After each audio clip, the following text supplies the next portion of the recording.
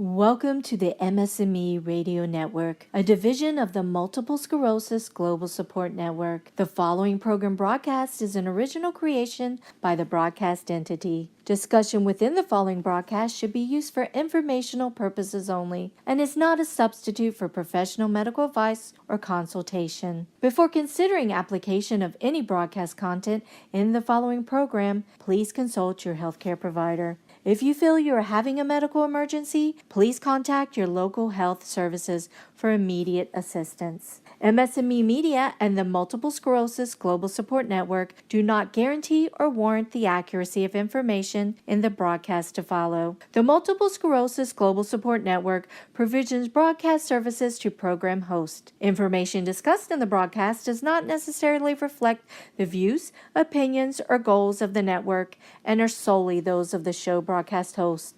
Should you wish to host a broadcast, please visit our website at msmemedia.com and submit a request to become a program host. We thank you for listening to the MS&Me Radio Network. Enjoy the show.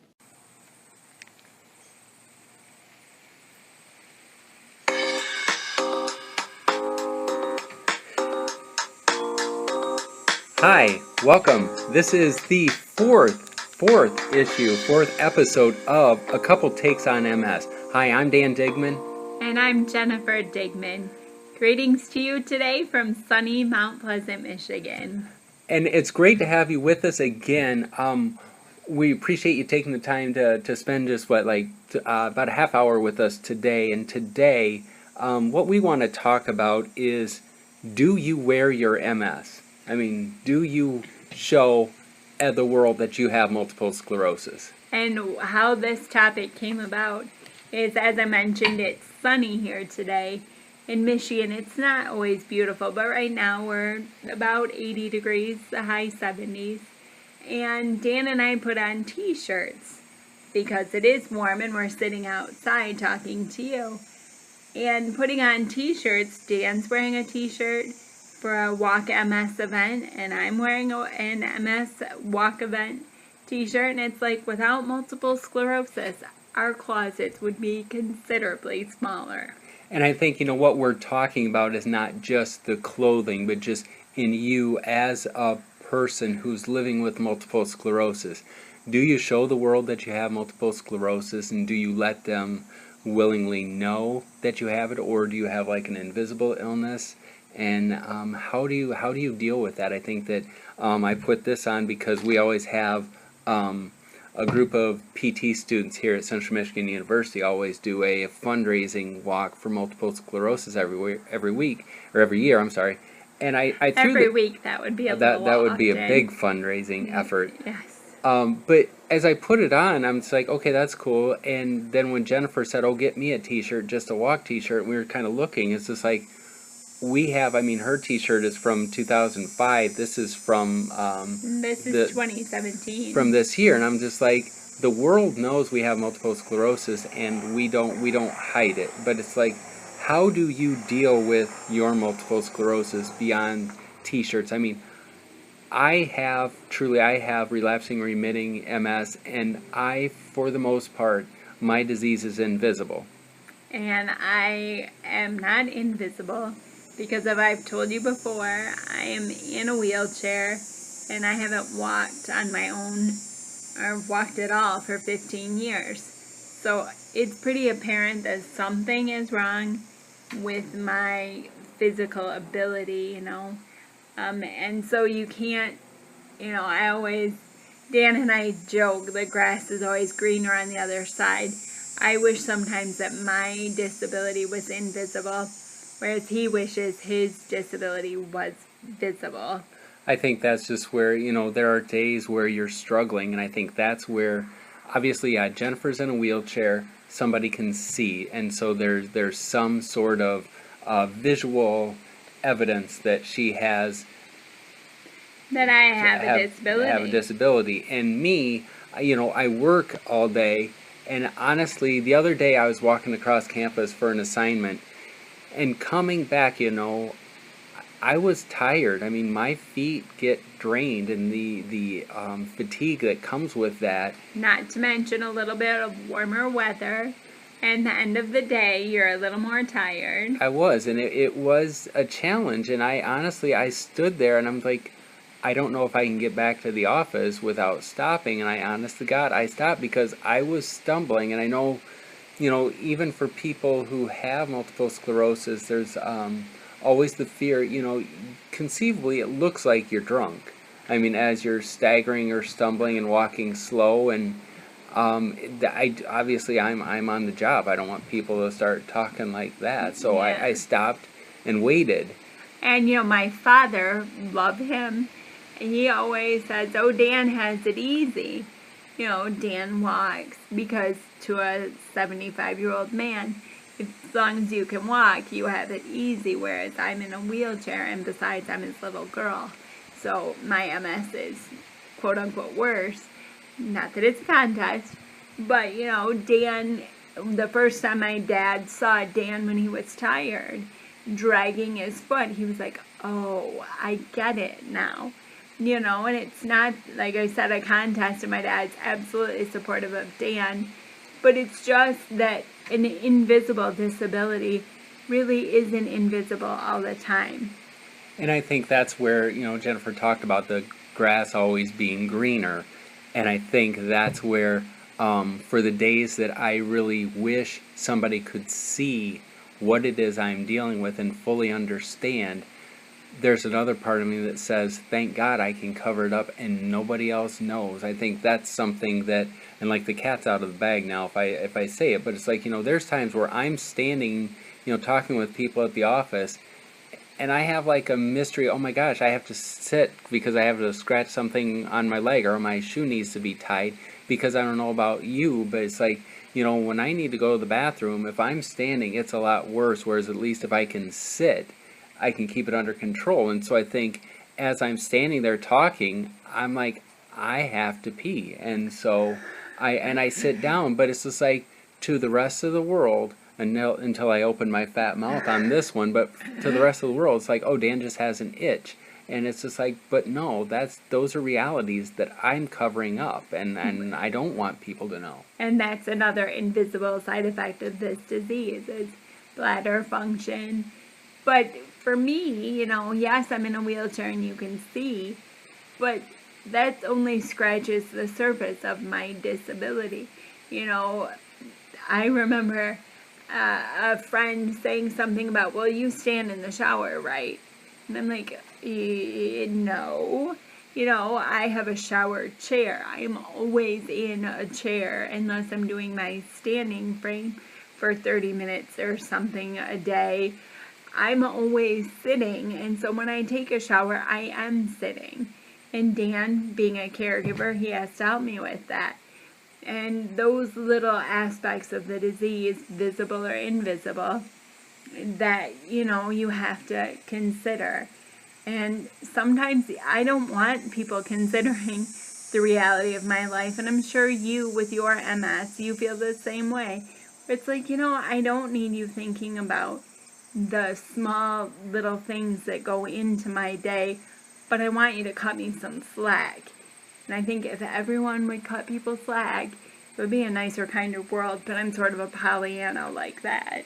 And I think that's where we, as people with multiple sclerosis, a lot of it is just about continuing to educate others about our disease. And I think we, for as much as we want them to be in our shoes and understand what we're dealing with, we have to stop and pause and just put ourselves in their shoes to understand where they're coming from. I know that, like, when people offer help to say, oh, well, I know somebody that did this and blah, blah, blah, and they ate kale and vitamins and they cured their MS. They took out their fillings and bam, their MS got better. Or back when Dan and I were first diagnosed, bee sting therapy was a huge treatment for your symptoms. And I just remember hearing people say, oh, have you tried bee stings? Like, yeah, no, thank you. I have enough problems with my disease. I don't need to exacerbate it with bee stings. But for some people that does work, and so I don't want to belittle that. No pun intended with belittling. But But I do think, but that's where, when people, they're not, think they're consciously trying to be mean. They're just trying to, think they care about us, and so they want to offer something to try and make us better. But again, I think that's just where the moment comes where we can educate them and say, well, I do understand, and that probably helps people, but MS affects everybody differently. And what I'm doing right now, I mean, this is what I'm dealing with, and I have a team of medical professionals who I consult with, and we're on the right track. But thank you for your advice. And just because maybe this symptom management technique won't work for me today, who knows, 6 months down the road I might look back and say I should try that. And that's the thing about this disease, is it changes all the time, and so you have to leave your options open, and you can't just close the door on something and just say no, that won't work. And I think for Dan and I, that keeping that open mind and constantly educating ourselves really helps to make the disease more bearable. And I think that's, when we're talking about educating people, and as far as letting people, and do you wear your MS? I mean, okay, then think about in your car, on your car, vehicle, do you have a handicap sticker or a handicap plate? And what happens when you park in a handicap spot? Do you limp a little bit more if you're walking, just because you want to make it known, like, really seriously, I need this handicap plate? Or if you're walking and you're walking pretty quickly, and then you're thinking, oh, well, other people are going to think I don't need this handicap parking permit. Why do I care what other people think? But that's only human, where you think, I don't want people to think I'm making this up. So I will. I remember when I was still walking I was just and going to ask you driving. about that. Yeah, I remember going to Meijer, which is a grocery store here in Michigan, and I put on a little extra limp because I used my handicap parking pass. And, after I shopped in the store for a half an hour, there was no need to exaggerate a limp. I could barely pick up my right foot. But in those moments, it's like, no, I really do have a disability. Well, I think that's back when Jennifer was taking graduate classes, and I would, back in the day when she was in classes and I used to run, I would take her up to class, and then when she was in class, I would run, do my daily run. And so while I dropped her off, parked the van in a handicap accessible spot, we drop the ramp and she goes into class. Well, then I'll just leave the van there. And it's like a night class, so there's not a lot of people on campus, and there were plenty of accessible spaces there. But then I would go and I'd do my run, and I'd end the run at the van, and I'd be there, and I would get into the van and everything, and I was always on guard, thinking, what if somebody came up to me and questioned, why How dare you be parked in a handicap you spot? Agile runner. Never mind the fact that at the end of the run, I'd be running a little slower and stumbling a little because my left leg got tired. But I was always ready. You always felt like it was a what would you do situation, thinking, would there be cameras on it, and would somebody need to step up and call me out being in a handicap spot? But again, I think that was just using that as like, well, this would be a teachable moment for other people, so they could further understand the disease and the illness, so that if they encountered other things, they'd be a little more understanding. A little more understanding, and put themselves in your shoes. Like, that's awesome, Dan, that you can run and that you are capable and able to do that. And good for you, but when you are pooped out and you're tired, you need that maybe a little closer parking spot, or you need that parking spot for your wife and her wheelchair. Nothing burns my butt like when people park in that little hashed spot for my ramp. Do you know what I'm talking about? Yeah, Dan, help me out. No, it's but at the handicap spots, I mean, they have like little hashtag. They have like a hashtag section that's there specifically for the ramps. And honest to God, I think there's been times where I've straddled things are parked, exaggeratedly to one side just because people seem to think, oh, that can be a parking spot, You have to have a really tiny car. But people and do they it. find a way to do it. Yeah, and I'm like, yeah, I can't, because conceivably I could drive for myself, and I have to be able to get the ramp to come out of my van so that I can get in the car. And so your nice little tiny car, poop-out car that fits in that spot, yeah, that's not meant for you. That's meant for a wheelchair ramp. Sorry about that little aside. Well, I think it's just, but again, it's about the education, because it's like when people, are inconsiderately parking in that spot, we're fortunate that, yeah, I can get in the van then, and I can back it up a little and drop the ramp for Jennifer. But yeah, God forbid for the person who is disabled and is by themselves but has hand controls and can drive their vehicle with the wheelchair, they'll never be able to drop the ramp to get that out. And then I think there would be some Angry. intense conversation with the person who parked there. So Yeah. I think a lot of it is about education. And so I think that's where, when we wear our T-shirts or we're out and about, I guess the question is, with your MS, if you're not trying to hide it or conceal it, I mean, it's just like, do you proudly wear your multiple sclerosis? And if you don't, why don't you? I mean, I know Dan has been very lucky. You started your new job right after your diagnosis, didn't you? I did. I had just started work at CMU it was January 3rd was the date, and I had, there had been indications as far as multiple sclerosis, but nothing confirmed. So I said nothing to my employer.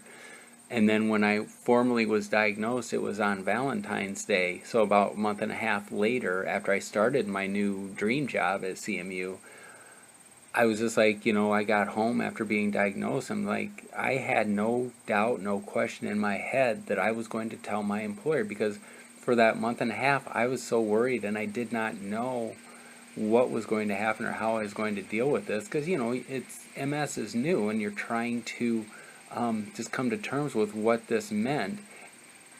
And so I couldn't live with that, hiding that. And so the day after I was diagnosed, I went in to my boss and I said, Linda, and I explained everything to her. And, you're afraid of, backlash or getting fired, because at the time I was on a office on the second floor, and I was really, I think going in, I was really worried, but as I was talking with her, I was not scared at all. And when I got done telling Linda everything, she just looked and she's like, so what can we do to help? And I bet that felt a lot better. I'm sure you were living with a little stress of keeping it a secret, and that's one of those things. And I can be as nonsensical as the next guy or gal when I think I did something to give myself this disease, but I didn't. And no one gives themselves multiple sclerosis. And so if you keep it secret, you're just adding more stress to your life. And maybe you have to keep it a secret and you don't want to be open about the disease. And I don't blame you with what you're going through. But I think that's why Dan and I always encourage people to find a good support system, someone that you can talk to about the reality of the disease. Because when you can talk about it, share it with other people, it does lighten your load a little. Well, I think because then you don't feel like you're dealing with this disease alone, because I truly could not do this without Jennifer, and I couldn't do without the support. And vice versa. Well, thank you. And I think that it is just a matter of getting it out there, and I don't think it necessarily you don't have to go public with it, but I think just to be able to have these conversations with others so you're not carrying it by yourself. And that is important, because that stress and that what happens if I like Dan said, when he started his job at CMU, he had an office on the second floor. What would have happened if he could no longer walk upstairs and he'd never communicated with his boss that he had this disease, and then just one day said, yeah, I can't walk up here? I mean, that had to have been stressful, I imagine. Well, because you have no idea what the disease is going to do. I mean, I'm on the first floor now, but it has nothing to do with my multiple sclerosis and inability to climb stairs. I mean, it was just like assignments were changed and I was shifted to another department. But it's just like, those are the things that scare us, that how do you deal with it? Right. But I think just in being very, obviously we're here on the radio with you, and we have a blog, and we're very, very vocal about multiple sclerosis, because I think from that standpoint, I didn't want the disease, I didn't ask for it, and neither did you. Did you ask for it? No, thank you. There are a lot of gifts I would like, but multiple sclerosis is not the gift that I was looking for. And I think that what we try to do, and I do wear it proudly, because I just want to show the world that we can still do this even though we have MS, and I think that's why just to do things. And this is not a plug for our book, but it's just like, despite MS, in spite of MS. I mean, I think when it comes to the disease, I'm all about spiting it, because it's not going to get the best of me, or at least that's what I try to do. Right, and you do. And we were talking earlier, and I had a memory of my very first wheelchair. And it was my first power chair, and it had a seat belt. Oh my goodness, I am not going to be that girl who has to have a seat belt to sit in a wheelchair. And so I was being so cocky, and I don't need that. And then I remember going shopping at a grocery store, and I had one of those big spasms. It's like, ooh, turns you into a ironing board. And I slid out of my chair, and thank God I was at a grocery store where people came to my rescue. And after that moment, I always buckle my seatbelt. Now, the seatbelt is maybe a little discomfort, just to accept that you need that safety. But it is about safety, and if I fell out of my wheelchair when I was by myself, who am I helping? I'm not helping Dan. I'm not helping the person that has to lift me up. So, yes, making that accommodation or that acceptance that, yeah, I do need a wheelchair, accepting that and moving forward really makes the quality of my life better. And so I'm sitting here right now with my seatbelt on, and I don't mind that reality. And not only with the seatbelt on, but you have a T-shirt on that's for an MS walk, and I think that's, and with my shirt, and we may go out today, and I mean, it's just like we proudly wear that. I think it's just like, it's like an instant conversation starter, because I don't know, it's almost like when I wear these shirts and we're out in public, part of me wants people to ask about it. Well, and I wonder also, Dan, if people want to talk to you about multiple sclerosis because they have a family member or a friend, or they themselves are living with the disease. What's the number, like 500,000 Americans living with MS right now? I'm not sure if that's the exact number, but it's a good estimate. A number I've heard batted around quite a bit. And so people do want to talk about this. And even if it's not MS, maybe someone will talk about Parkinson's that's in their family. Or, I had a friend who needed a wheelchair because she didn't have the lung capacity to walk for a long time without that assistive device. And so just seeing another person, I mean, it's unfortunate that it takes a disease to bond people, but sometimes at our weak points, that is what brings us together. Well, I think that's just where it gives people the opportunity to talk about it again, because you don't want to feel alone. And I think that not only then for the person with MS, but maybe a caregiver, a parent, a family member who how many times we've had, oh, my sister was just diagnosed with multiple sclerosis. And I think it's just, it gets people talking about, and I think that's where, why we want to and why we continue to wear our t-shirts publicly. And yeah, I don't want to say we're poster children for the disease, but but at the same time, people see it's like making yourself bigger than the disease so that they do see you in They spite see of the you, disease. absolutely, and they see you overcoming. And even if you're having one of those days, and I'm sure you're shaking your head because you know what I mean when you're having one of those days where multiple sclerosis is getting the best of you, if you wake up the next day and you take on the disease again, you're overcoming the disease. You're showing it, yes, you're in my body, but it's my body and you're not the boss of me. And that's why this is so important, just to wear your MS, and hopefully everyone will get to a point where you can wear it and be proud of how you're taking on this disease. And so I think that, how do you wear your disease, or do you not wear your disease? And really, please share this with us. Go to our website at danandjenniferdigman.com.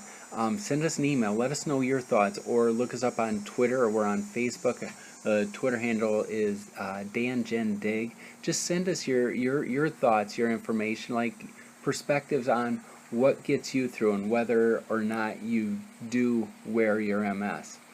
And so I really appreciate you taking the time to talk with us again and be here on our fourth episode. Thank you all for tuning into MS&Me Radio. Lots of great programs on this channel, and it's a great effort to get multiple sclerosis out there and to really help all of us living with this disease. And it's a great community to be a part of. So thank you very much for checking us out today, and get out and hopefully you have a beautiful weather that you can enjoy yourself. But thanks again. This is Dan and Jennifer Digman on A Couple Takes on MS. And again, with A Couple Takes, obviously we're a couple living with multiple sclerosis, but with the two different sides of multiple sclerosis, with a man with relapsing remitting MS and a woman with progressive MS. Secondary progressive. I don't want to be that wife that corrects the husband, but That's have what a we do. great day.